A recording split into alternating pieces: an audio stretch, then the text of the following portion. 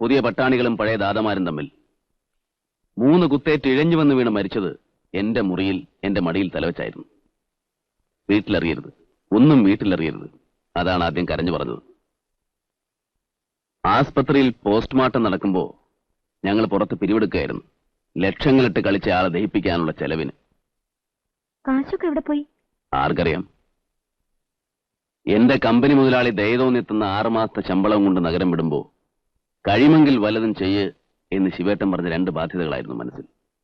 ഒന്നിവിടത്തെ കുടുംബം, മറ്റത് ധാരാവിയിലെ ഒരു ഇടുങ്ങിയ വീട്ടിലെ തമിഴത്തിയും 2 കുട്ടികളും. അതെനിക്കും അറിയാത്ത വേറൊരു കുടുംബം. അവർക്കും സ്ഥിരമായി ഞാൻ ചെലവിനയക്കുന്നുണ്ട്. വേണോട്ടാ, ഞാനെന്ത് ചെയ്യണം? അവനിപ്പോൾ മഹാശക്തനല്ലേ. അപ്പോ ഒരു കുറ്റബോധവുമില്ലാതെ തന്നെ എനിക്ക് പിടിച്ചെടുക്കാം. നിനക്ക് ഞാനില്ലേ?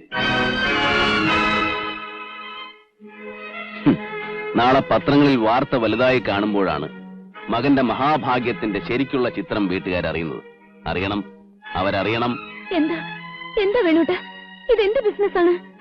പൊന്ന്, മയക്കുമരുന്ന്, എന്തൊക്കെയാണെന്ന് ആർക്കറിയാം. വേശ്യത്തെരുവിൽ സ്വന്തം ഗുണ്ടകളെ നിർത്തി പിരിവ് നടത്തുന്നത് കൂടി ഈ ബഡാസാബ്മാരുടെ ബിസിനസ്സിൽ പെടും.